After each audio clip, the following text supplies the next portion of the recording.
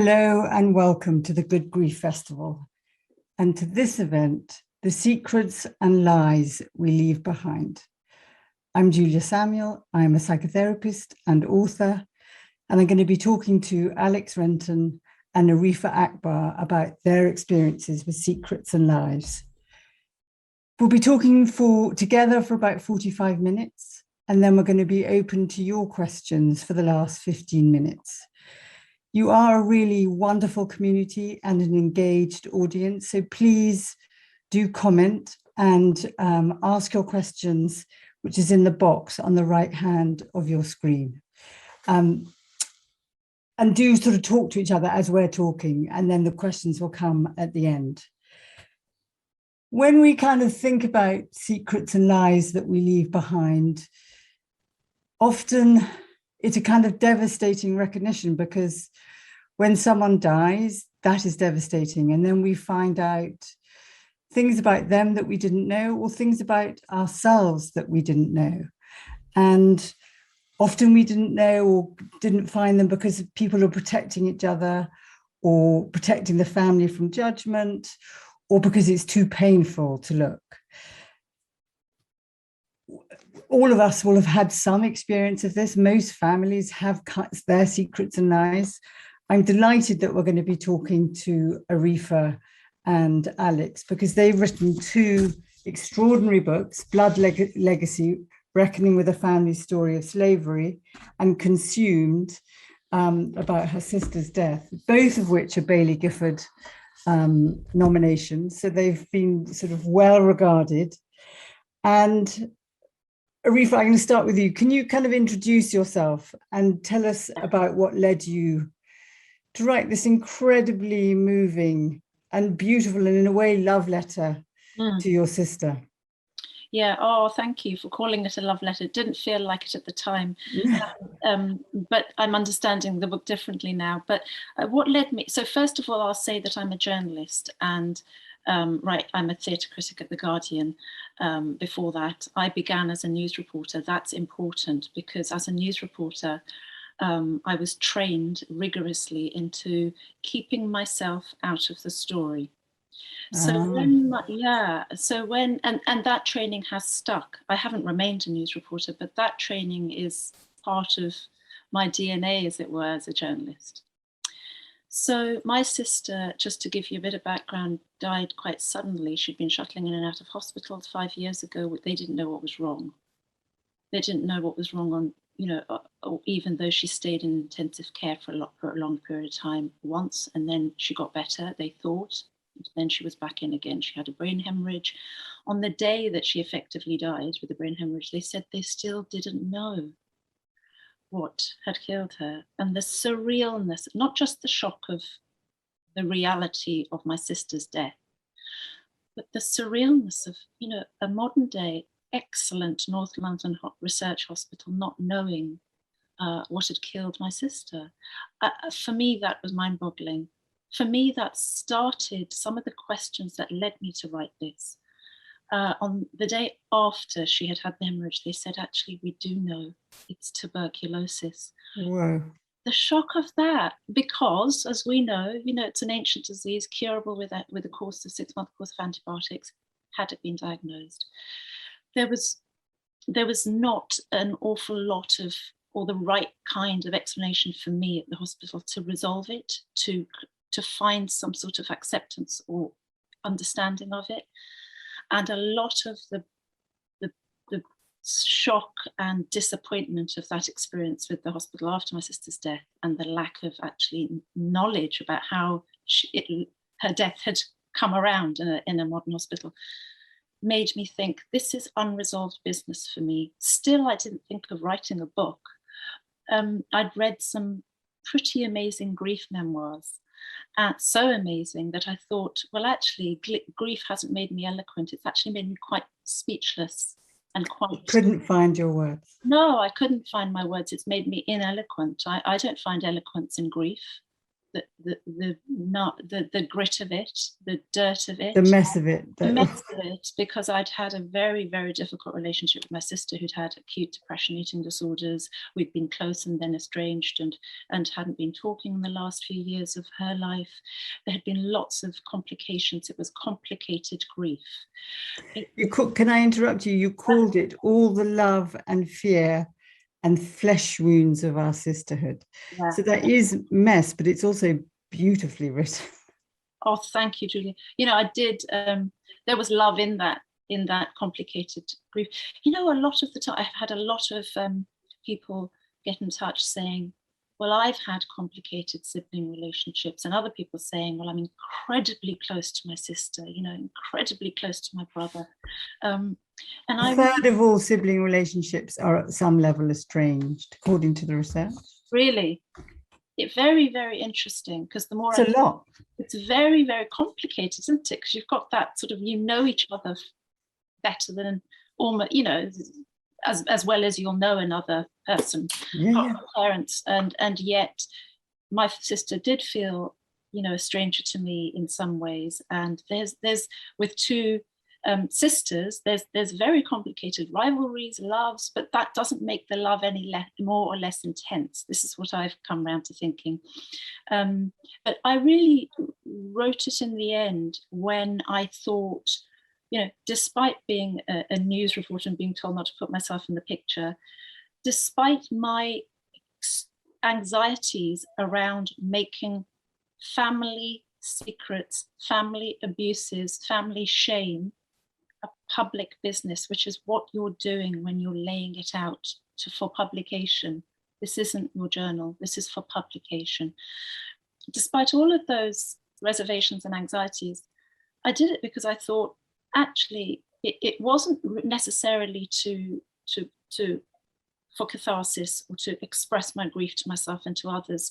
It was to understand, one, the mysteries around my sister's death. But it was to understand the greater picture of maybe grief, but also tuberculosis as an illness, to connect it to the world and the world of art, which is what I think through. I think when I say art, I don't mean paintings alone. I mean, you know, all creative arts, which I don't think is a sort of add-on in life. I think it's essential. Who we are. It's essential. Who we are. It explains who we are to ourselves. It helps us explain important things like grief and sisterhood, hate and love tied together. Where you have one, you have the other, right? Yeah.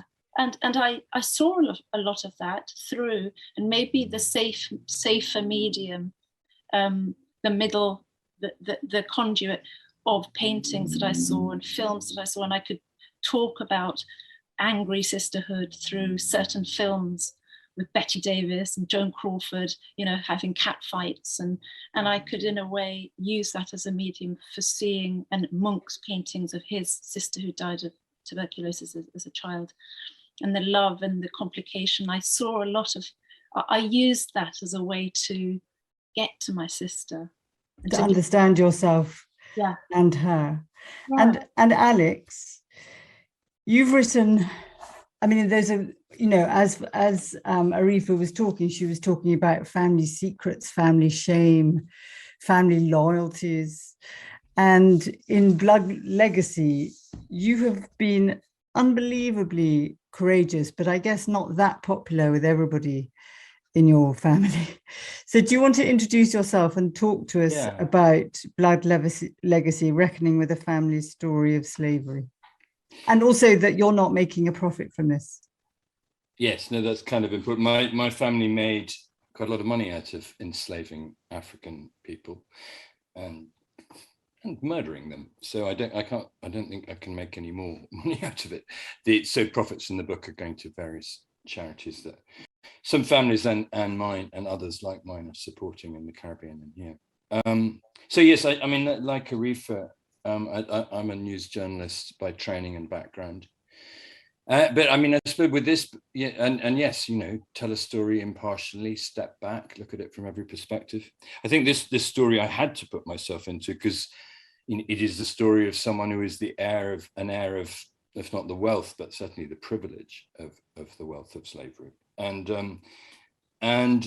so I am in it, and I kind of think, I wonder if I should have been more in it, because what I had to do when I stumbled in my grandfather's catalogued family papers, being a upper class Scottish family, one of the things you do is you keep your documents, at least.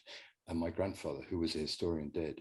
And when I was nosing through them in a sort of moldy cellar, I kept finding this, the words Jamaica and Tobago coming up again and again. And I realized as I dug deeper into these papers that no one had really looked at since they were stored away at the end of the 18th century. My grandfather had sort of cursorily looked at them. Was that the story had to be told, because it's perfectly clear that the denial of the British history of slavery is still toxifying lives here and in the Caribbean today. And the propaganda we were fed in our not very efficient history lessons at school is exactly that. And propaganda is lies, and lies make for bad societies. But far more intimately than that, I needed to look at the fact that I had been brought up, as had my mother and the generation before her, this is my mother's family, on a myth. And it was a myth that a lot of people in Britain also take part in, whether they're whatever culture and class they come from, which is of the benevolent empire. I was brought up on a story of my ancestors on both sides as servants of the greatest empire the world had ever known, of civilizers, of givers of their lives for the betterment of humanity and the other parts of the world. And it turns out that just, there's some truth in it. They certainly served as governor generals in, wherever, New Zealand, India, and so on, and soldiers in wars, but they also were part of an enormous looting. One of the cruelest parts of which was that we haven't admitted it. We won't acknowledge it, even though we live among people who are the direct descendants of those from whom we looted and who we murdered. So I had to kind of pull the carpet out from underneath my own sense of identity and a lot of my family's. Some of them didn't like that. And I'd love to know from both of you, I mean, the cost of secrets, transgenerationally, or in your family, Arifa, with each other, you both have kind of recognized that however difficult the truth is, and however painful the truth is, personally and collectively, the truth is better than a lie. But I imagine for both of you, it was an extremely difficult and complex negotiation with yourselves and with your families and your writing, finding your way to those truths. I mean, I imagine like Alex, you must have been changed by writing the book. I mean, you start with one idea and then it kind of takes you somewhere else. Yeah, I mean, I think I started rather innocently, because I'd read some of the letters between my great grandfather and his brothers from Tobago, and I kind of liked him. I got his jokes. I could empathize with him, and he was clearly someone of my culture. You could see yourself in him. I couldn't other him. I couldn't make him into a monster from the distant past, and that seemed to me really important. But because to deal with monstrous social behavior, we have to understand, and empathize, perhaps. It wasn't hard. The decision to do it wasn't hard, because I think, and again, this is back to, if you're trained as a liberal journalist in the traditional way, as Arifa and I were, that in the end, truth is better than cover up. And that just informs everything I've done in my life, I think. And I've been an investigative journalist and a war reporter and so on. It's always better. And Arifa, what you were going to say? And my family had an enormous my family committed appalling crimes. I mean, genocidal crimes. But we happen to live in a culture that, because it won, was able to gloss them over and say they were okay. So it really had to be done, I think. I think, yeah, I agree. I think interesting what you say about the monster in lurking in the family and what that means exactly. So in terms of the monster for me and the secrecy around that, there was abuse that we didn't name as abuse in the family. There was a dynamic in the family, as there is in every family, that places sisters and siblings and parents in certain roles, and some of those aren't recognized as abuse, and it wasn't in my family. So my sister was my older sister, and I was the younger one. My sister had a very complex relationship with my father, and a difficult relationship, whereas I had a very adoring, mutually adoring, quite straightforwardly adoring relationship. To my sister, my father was quite monstrous. To me, he wasn't monstrous in the least. And how do you negotiate that? And how do you make sense of that? And of course, the very nature of the monster, what is that? It's a bit like asking about the nature of evil. When you break it down, Alex, when you break it down, I wonder if you'll say your family has evil in it, or whether that's a word we use really when we mean a host of things, some of them social, some of them psychological. I found that my father was quite monstrous and was emotionally abusive towards my sister, casting her out, being very vocally, adoring of me. I was the favorite, I was the charmed one. I was pitted and positioned against my sister. That affected our relationship. She was the difficult one, you were the good one. Before she'd ever shown signs of being difficult. So all of those things I had to look at, and I had to, there is actually guilt and shame around saying that out aloud. I don't know if you felt it, Alex, in the guilt and shame of saying it out aloud, because that's not how I describe my father to myself, because that wasn't our relationship. I also see him as a victim as well as the monster, because he was driven into a marriage with my mother he didn't want. He was in love with another wife and another woman, and he was pretty much, forced to leave her and marry my mother. There's complicated. As a result, he took that complication into his second marriage. So I can see this monster not being the straightforward monster, in the family. Sitting down and understanding that was tough. And then, of course, and Alex, I think you'll tell me if this chimes with you. It's putting that family, the family secrets and shame and abuse out there, on the page, and for it to become public. And with that come public judgments. And, I've had very strong responses to my father, very strong responses, quite a lot of hate of him as a character in a book. But I've also, interestingly, had some people tell me, come at me spitting with rage, saying, where was your mother when your sister was being abused, emotionally abused, cast out? Where was she? What was she doing to protect your sister? And so there are these public judgments that people are entitled to have. And Alex, I just wonder whether you've had that, if that chimes. Yes, I've had a lot of reactions to the book. I think you can't feel guilt about what your ancestors did 200 plus years ago. You can feel shame, and you can feel shame. Tell me why you can't feel guilt, but you can feel shame. Because it wasn't I wasn't part of it. There was nothing I could have done. It was 200 years ago. I feel guilt and shame that I spent until I was 55 years old before I started to look into it, because it's so important. And I feel a real anger about the generations immediately above me for covering it up, because this history needs to be out there. And as any descendant of the millions of enslaved African people will tell you, while you can't change the history, the consequences can still be changed. So it's useful to bring it out.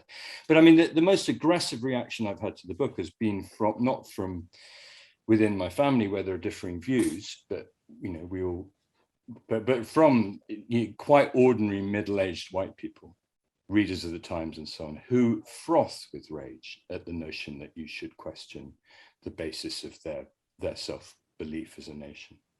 Absolutely, you know, they're doing it today over this row with the National Trust. My Twitter is alive with sort of venom today again. I mean, and I really didn't clock that, because the basis of it is pure straight racism. And I just, you know, to my shame as a privileged white upper class person, I just didn't know how poisonous my culture is and has been for a long time. So there's the guilt and shame, really. And I could argue that what comes across as racism is actually sort of shame in itself. It's a sort of collective shame that is very concerned with silencing, which I think is a sort of shame. And also, and all the more shaming because there are modern examples of how to do it better, as Germany did after the war, you know, which people in the Caribbean mention. If the Germans were capable of going through a process of apology and understanding themselves, why aren't you guys? I mean, it feels, you know, you're both saying the same thing, which is what is split off and sort of shut down remains the same. But when it is felt, it has an opportunity to change. Because like putting it out in the world, it feels like both of you, as you're talking, well, particularly your relationship with the book has changed, but also the conversations change. So, but it goes against what we instinctively think, isn't it? What our instinct is. I think, I mean, Arifa's book was meant, you know, having lost people myself and had a father who died, who wasn't wholly adequate, and died from dementia. You know, it's enlightened me, and her books helped me change my feelings for the better. You know, what more can you want? You know, ask. Thank you, and I think a lot. Thank you so much. That's very kind. I think it was hard to be honest. Can I say? Because did you kind of go back and rub it out and then go back and put it in again? And no, I didn't. You know, I felt that I couldn't write this book because the relationship with my sister was fraught. It was incredibly close. It was incredibly, you know, it was, it defined my relationships with women and men, actually, because it was yourself and the world. And myself, because she was such a guide. We you know, she really was the older sister that I adored and looked up to and was led by at a very key age in my early teens. And so as a result, you know, she became a bit of a sort of example, and that's the sort of person I've sought out, you know, very complicated, but often complicated relationships. What was I saying? What was the question? Oh yes, honesty.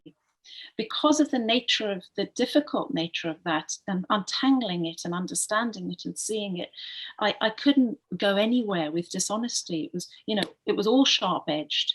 It was all hard.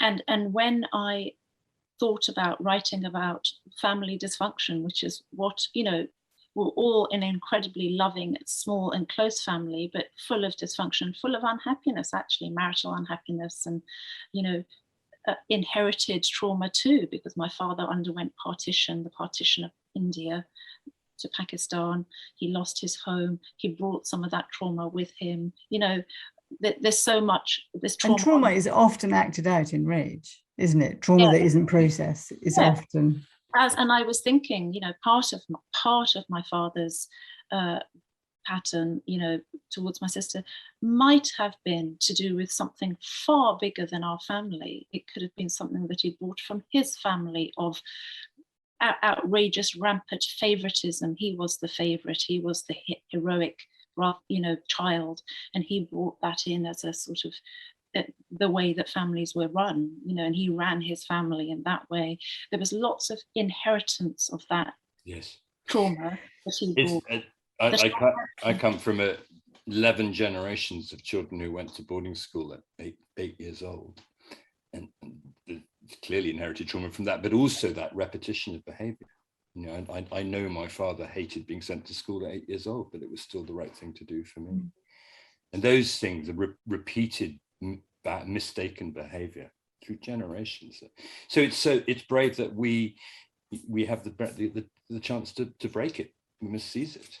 And you model it for others. I mean, the kind of psychologically, I think you've said it already, you know, when we look at ourselves, one of the first places to look is this me, or is this coming from generations before, you know, from epigenetics of what we inherit in response to stress, from behavioral patterns that can go for, in Alex's case, 11 generations, yours, it could well be 11 generations, how the trauma is transmitted, how the behaviors are transmitted, and how the secrets are transmitted.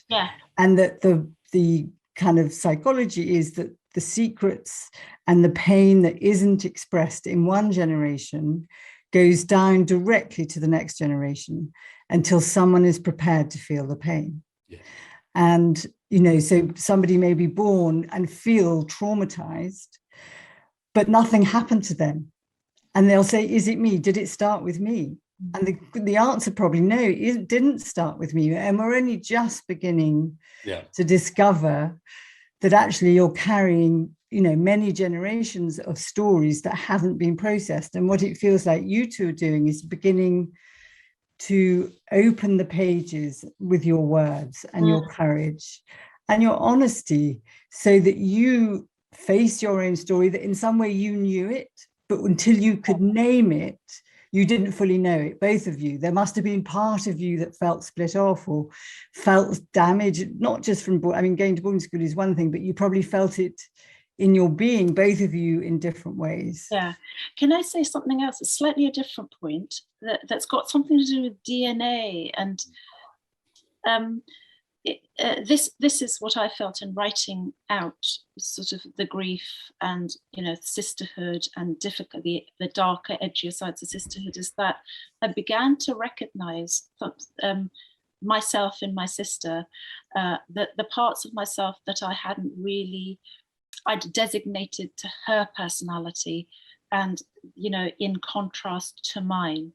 So she was the person. Difficult one. With an eating disorder. The eating disorder, the sister with a sort of deadly perfectionism that was really poisoned her life and paralyzed her life. The sister with, you know, a sort of uncontrollable depression that came in tidal waves and lasted for a very long time. Inexplicable sort of depression. And so she was very much that sister.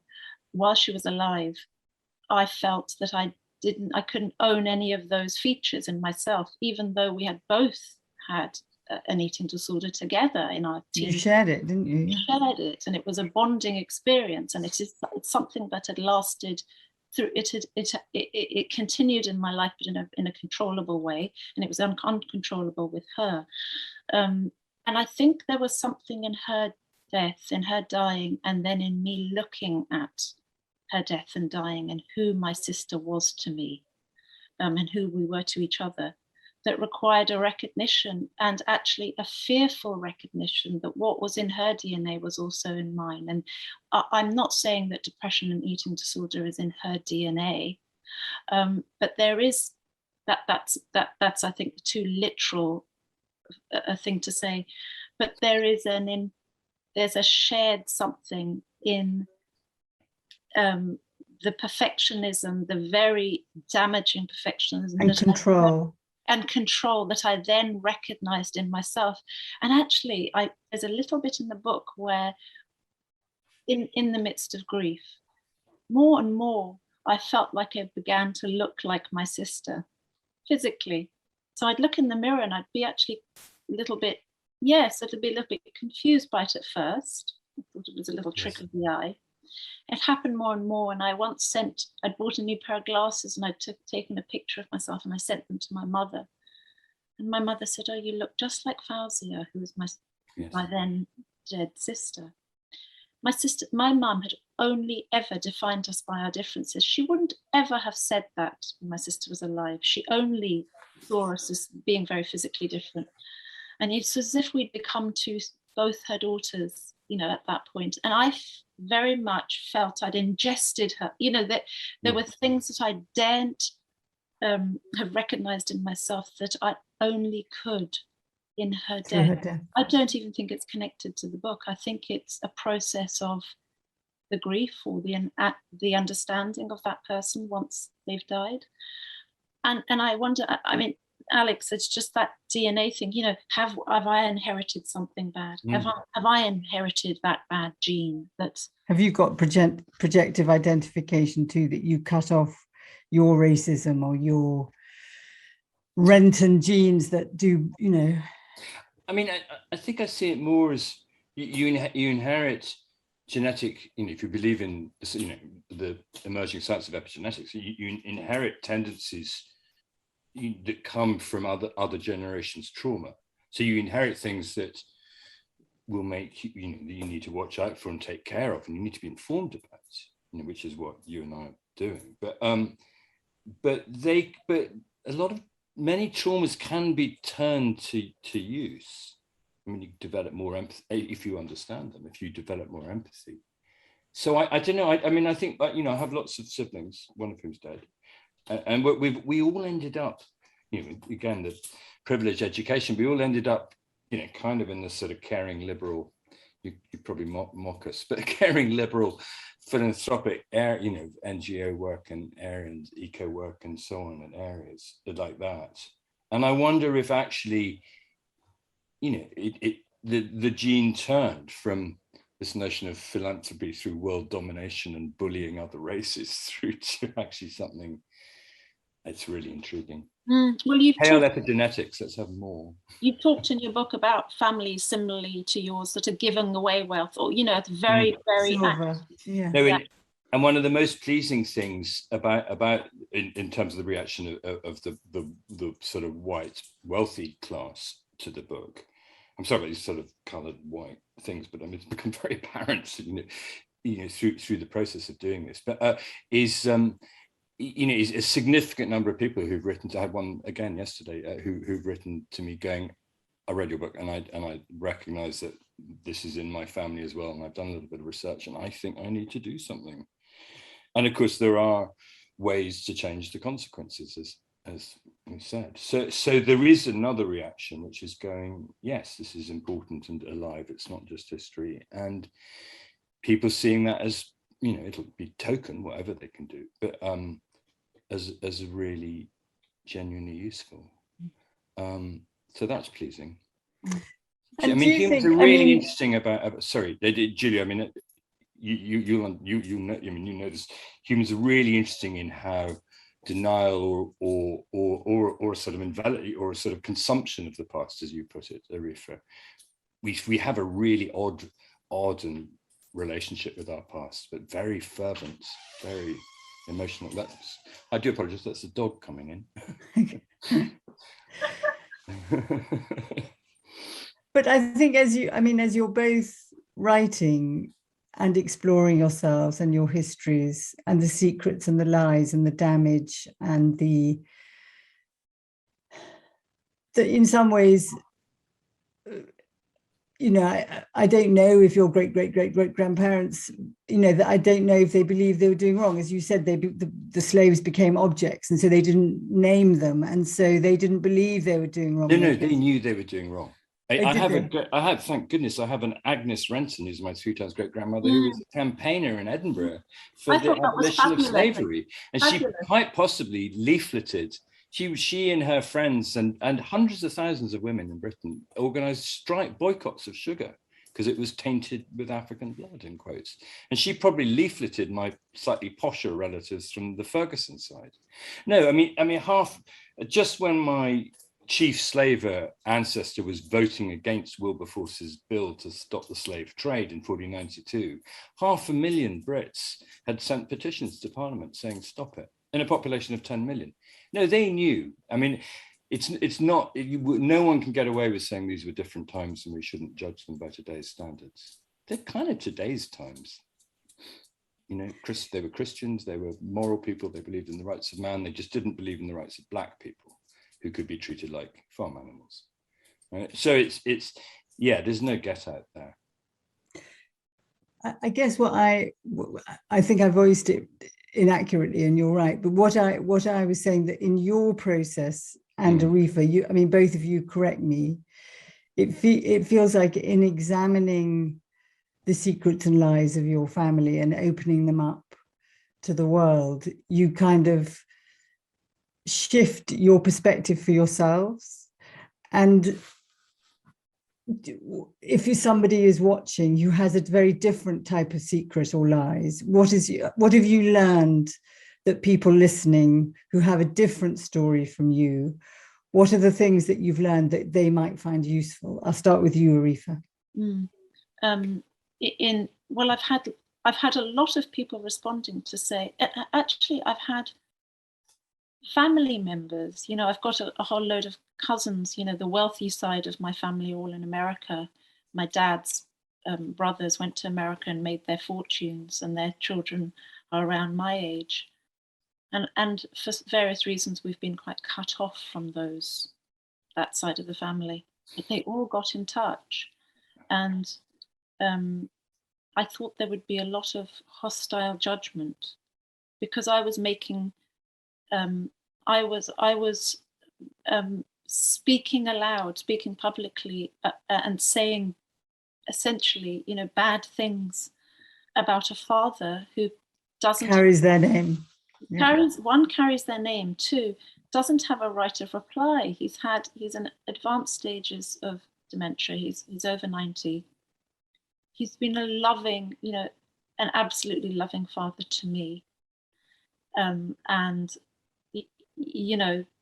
there's that. There's sort of there's judgments that will come through that, and it was really difficult decision for me to speak about that, to name his relationship with my sister as abusive, because I'd never really said it aloud. I'd never really used that language, and I thought that language was wrong to describe somebody who was loving to me, who was a very different father to me. So someone watching who has a different or some similar story, what is your message to them? That actually to name, so there was, I think, to say it is not to say it, to name it as lovingly or as honestly as you can. You can't be doing anything wrong. It comes down to whose story is it and who has the right to tell it. And that helped me again and again. I question that in the book, because there are moments where I catch myself and I think, hang on a minute, is this my story? Is this Fauzia's story? Yeah. Do I have a right to tell this story in the way I'm telling it, with my father as an oppressor? Do I have a right to speak about Fauzia so intimately? Even though she's dead, she has rights, and she may not want her personal life and her diary entries in my book. And again, I've thought back to that, and I've thought, whose story is it? Whose right is it? And it's my right if I'm doing it honestly. So if somebody has other kinds of abuse, your intention is to be honest and truthful, and with love. But actually, to make it your story, there are boundaries I gave myself. This is my version. You, Julia, right at the beginning, you talked about the importance of truth. But that's complicated in a family. It's a different truth. Everyone has a different truth. And, I gave this, before it was published, I gave it to my mum to read, and my brother, who's very private, my brother. My mother had an axe to grind, and she was well behind this book. She wanted my sister's story told, and she wanted her own unhappy marriage story told. My brother's a very different thing. And he was positive, but he said, oh, it's interesting. This is your version of events. This is your version of the truth. And he's right. Yes. But I put a boundary around that, and I say to somebody who's thinking of writing something that's intimate or has hard edges, or for their family, or for families, you have a right to tell your side. That you have a right to the story, as long as you acknowledge this is my story, my truth, if you want to be American about it. And that their story can be different, and to acknowledge that. It can actually clash. And you can be in the same room and have two different stories. And I think that's what my brother was sort of trying to say in a polite way. And my cousins in America have sort of said in a polite way. but interestingly, it's really sparked my cousins to want to tell their stories, their family stories, because of course they've also had the inherited trauma of partition. And I think it's impacted the brothers, my father's brothers, in different ways. It's caused violence. I'm not talking about physical violence, but some sort of psychic violence in a different way. And I think so interesting. Encourage them to write. And Alex, you're nodding away. You know, absolutely fascinating. I mean, I think, in a way, this is going back to, she and I both said at the beginning about being journalists and taught to keep ourselves out and write the best and most impartial truth as possible. It is, of course, one of the delusions of journalism and history writing. You cannot do it. Everyone's perspective, like the old Guardian, is subjective. Will be different and from a different angle. So and then that's what's so tragically silly about people going, oh, you can't pull down statues, you can't rewrite history. As a historian friend of mine, an academic, said, rewriting history is literally what I do every day. that's how I get paid. So, but I think, when you come to, the rights over the people who can no longer tell their own story. I mean, you have to. I think you acknowledge your partiality, your singleness of vision very well, Arifa, in your book. Professional historians try for the illusion of sort of multiple views and taking the middle. I don't think they can. Honestly, I didn't. It's always subjective in the end. Yeah, and I didn't try to in my book. I mean, I think that when my family were those of the older generation who were angry when they got to read the draft, it was mainly, they were going, why can't it be an impartial history? And I was going, well, I'm not an impartial historian. I'm writing this as the descendant of people who murdered, nearly 1,000 Africans. I was like, oh, could I be impartial? But I think, and this is hard to say, because one of the parts of grief is placing the memory and nurturing the memory of those we've loved and have lost. But I think we also have to go, we only have so much duty to them. And when keeping the memory tidy and clean in a mausoleum and untarnished is actually damaging those who are still alive, then you're not doing a good service to those who've gone. And my family, like so many in Britain and elsewhere, were brought up in a tradition of ancestor worship. It was something we laugh at in other cultures, but God knows we were doing it too, are doing it too. And ancestor worship is, doesn't admit the bad bits. So your duty is to the living, is to learn from those. And the next generation. And the happiness of those who will remember them. I mean, so, I think I've done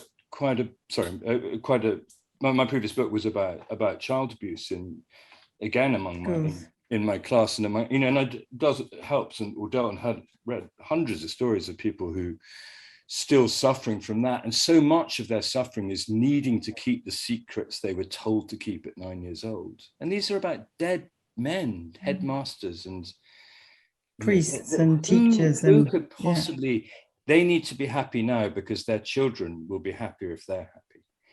And I think Arifa and I and talking about epigenetics but holding secrets, is that the emotional cost of suppressing that pain and the shame and the fury and the rage and the injustice toxifies every other feeling that you have. It contaminates everything in your life, and therefore your relationship with yourself and your relationship with everybody else. And so that the price you pay in the service of loyalty or deifying one's ancestors or protecting your teachers is not only for you but everybody close to you.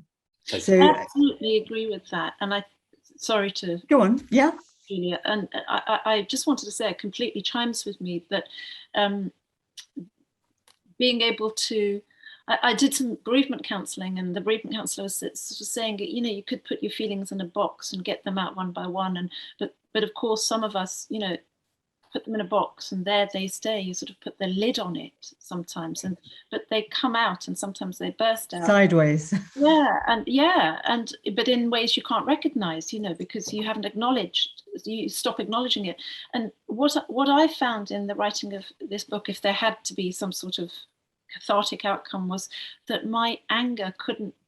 I was enraged. I was extremely angry by the doctors who didn't diagnose my sister. And it was another secret in a way. Yeah, but by writing it all out, my anger had to go, because anger is not a single entity, is it? It's made up of so many different things, of hurt, so many different colors. So many different colors. And I went to the Sistine Chapel, which is where my sister had gone after her first. And you saw, at the age of 19, and she looked up to the ceiling, and I looked up to the ceiling, sitting there 2 years ago, seeing what she saw, trying to find her in it. And, it's very Christian art. I'm a Muslim. I didn't relate to it on a Christian level, but all of life and death, the drama of life and death was all around me in that chapel. And it did something to me. I sat there utterly overwhelmed with emotion, because my sister had been there, because I was there. Yeah, connected you so much to her. Through the drama of this Michelangelo stuff, and the anger went away, and I was actually quite disappointed that I wasn't feeling as angry. But it was a sort of slow. You feel powerful when you're angry, don't you? Yeah, and it was a sort of letting go, so that process was really worked through looking at the book, and art. I mean, we're gonna turn to our wonderful audience who've asked very fascinating questions.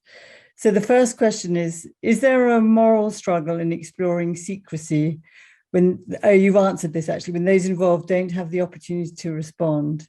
We explore a monster who we know through one narrative, the present narrative. I think we've answered that, don't you think? I think, sorry, I shouldn't have read it properly. Yeah. Comment from W. It's a similar point. So obviously we will address it, I think. I feel uneasy making cases against the deceased when their own point of view is no longer available. Do you both want to make a kind of additional point to that? Yeah, can I say something? Sorry, Alex, I'm just quick about it. My sister can't, my father certainly can't give me a right of reply, but more importantly, given this is a book about my sister, she can't reply and say, actually, you're describing me all wrong here. That's not how it happened. That's not the way our fight went, or that's not what I said to you. But what I can do, and I did do, was excavate my sister through different ways, through the legacy she left. She left a very literal legacy of her art. I went and it was immense. There was a lot of it. And I hadn't seen it because we hadn't been friends for the last few years. So I looked at her art in a new way. Through her tutor started showing me details in her art that I hadn't seen. And I suddenly saw sides to my sister that were about, the things that I knew about her, but there was joy, there was wit, there was an absolute humor, there was a love of beauty that I think was such a celebration of life. There was a real will to live. I looked at her medical notes. I know that might sound strange, but it's a very cellular level of knowing my sister, and for her body to be speaking in itself. So are you saying that although she didn't have a right to reply, your right was to tell her story from what you discovered in her legacy, and that was important for you? Yeah. And Alex? Well, I think, a very different situation, very different answer. I don't feel any, I completely know all my ancestors would be quite cross about my book, and they feel they'd like to put their own point of view about when they ordered more young girls to be bought so they could, because the price of enslaved people was going up in Jamaica and they should breed some more. What I'm completely aware of is that because of my privilege, have this history in my hands. I know what my ancestors were doing on the 17th of December 1793, Whereas all the descendants, many of whom I think I've met, they don't know in Jamaica and Tobago, have no idea what happened to there. their ancestors over 4 or 5 generations, except that it would have been utterly horrific. They wouldn't have been able to keep their own babies, raped, murdered, and died, average lifespan 4 years, of those who did die. So people like me have been in charge of this history, this memory for so long, and have kept others from even reading the documents or seeing it, that it's time. It's a bit like with some of the arguments that come up in over feminism as well. It is time, after all these centuries, for the people who were not allowed their own history or to write it to have their say. So no, I don't feel any guilt. And I've been told, I have family members who I love who are cross that the Wikipedia entry is now going to be different. And I think, frankly, they can live with that. Yeah. So somebody else is saying, how did the process of writing affect your personal journey through grief? Did Arifa, because yours is, you have different griefs. Yeah, it didn't make grief any easier to bear, because I don't think grief is this mountain that you climb up and then you're done. And you're down the other side, and there's the clearing, and it's gone, and it's over, and thank God. It's a series of endless hills and mountains, and some come without, there they are. Your mist opens, and there they are, sometimes lunging at you. So I think the grief was there. Very important for me was understanding, because I think there's some sort of release or relief that comes from the understanding of things. Yeah.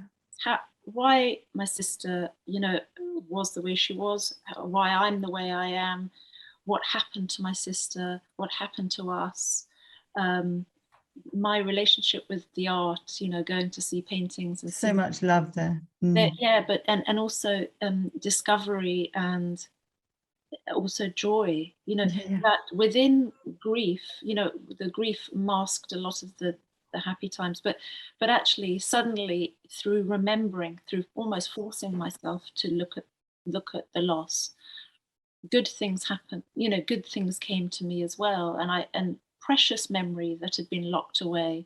So I don't think grief is all bad, actually. It also forced me to do a bit of an internal audit. Who am I in the world without my sister? Who was I with my sister? What do I learn from this? What's life about if we're going to die? The most basic things. The fundamental. And I guess, Alex, yours would have been similar, that audit. I think, my book is about people who died a long time ago. I don't grieve for the loss of the family myth, obviously. I welcome it.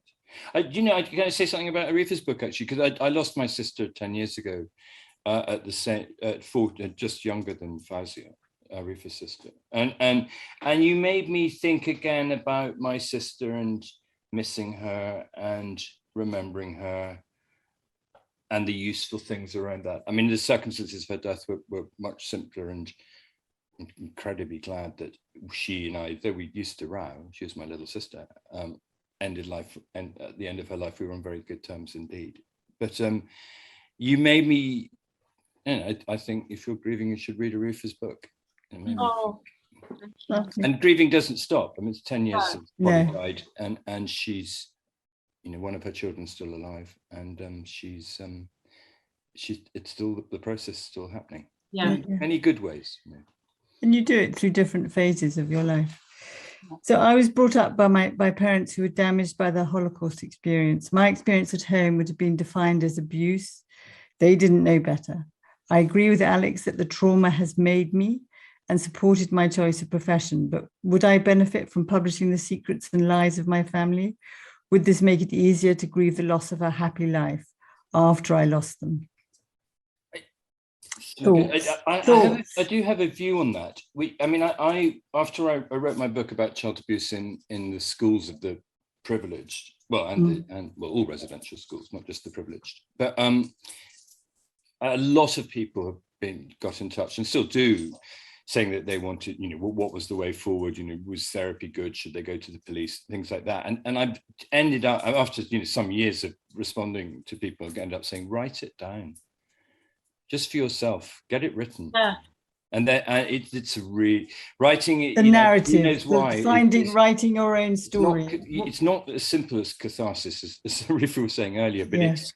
it's just setting it down, because memory changes, and maybe you'll have a loved one who you'd like to understand, who will want to understand you a bit better. Yeah. Something happens in the process of writing, telling your story. Yeah, you don't have to push. But I mean, goodness knows, it's not very easy getting published. But do you write it down, even if it's just 10 pages?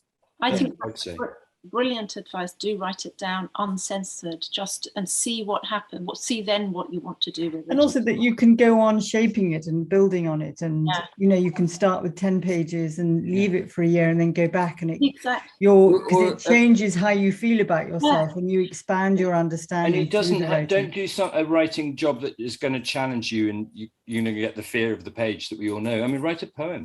Yeah, a lot of people with traumatic memories who've written short, wonderful poetry out of it. Yeah. So I have got, we've got 4 minutes, so you've got 2 minutes each to end on. Do you have thoughts on how you can support someone who finds out about some secrets or lies about a dead loved one? I would, well, in a way, what Alex said in the last, I mean, first of all, there is the the need to acknowledge the shock of it, the shock of discovering that somebody who's now died was not quite the person you thought, or because this one, he'd been arrested before his death and had serious crimes, and she didn't know. So there's acknowledging just that, the fact that there is new knowledge that you can't do anything. You can't go to that person and say, hey, why didn't you tell me? Or what was that secret about? You question your whole relationship. Was the whole thing a lie? But well, yes, you do, and I think you have a right to do that. I very quickly, I mention a thing that John Berger, the artist and critic, I mentioned him in my book because he did a little drawing of his father on his deathbed, and then he said over time, long after his father had died, that drawing changed. It kept getting new lines on it, and I think your relationship, his relationship with, he was saying, his relationship with his father kept changing, new lines kept emerging, new knowledge kept emerging. And I think there's no consolation if you find out something awful about a person who you thought you've been very close to, afterwards. But in a way, we're all sort of making new discoveries of the dead. I'm making new discovery. This book about my sister isn't like the final. No, it didn't end when you finished the book. So I'm going to pause you because I need to give Alex a few minutes. I agree with all that. I think people's lives are complicated. There are things, I'm going to die and I'm going to leave stuff, they'll find good out. stuff, bad stuff, shit stuff. Rather wish they hadn't. Forgiveness is great for the forgiver. Understanding those who've gone and the mistakes they made that they wanted to keep secret, and then finding a way to forgiving them will be a good feeling for you. And I think you generally it can be done. It can I think one of the things people talk about is that sort of hating and unforgiving is like swallowing poison and thinking you're killing this. And in a way, can I say, Alex, your book is good for this because, there it is. There's a sort of toxic legacy. I felt so conflicted. I'm not a white person, but I felt such complicated and rich, thoughts coming up. And I think there's a toxic legacy. You can't change it. You have to negotiate and accept it. Yes, you have to accept it. And I think, and let yourself feel all those conflicts. Yeah. I can't forgive those men, those long dead men in my family. But I do understand them, and I do see how exposing them could do good going forward. I think it could somebody could be helped with those complicated feelings by reading your book and thinking, actually, how do you negotiate something that in a way you have to accept because you can't now go back and confront and can't fix it. Yeah. So both of you, thank you so much for these wonderful books, which I encourage. I was trying to put it in front of the camera.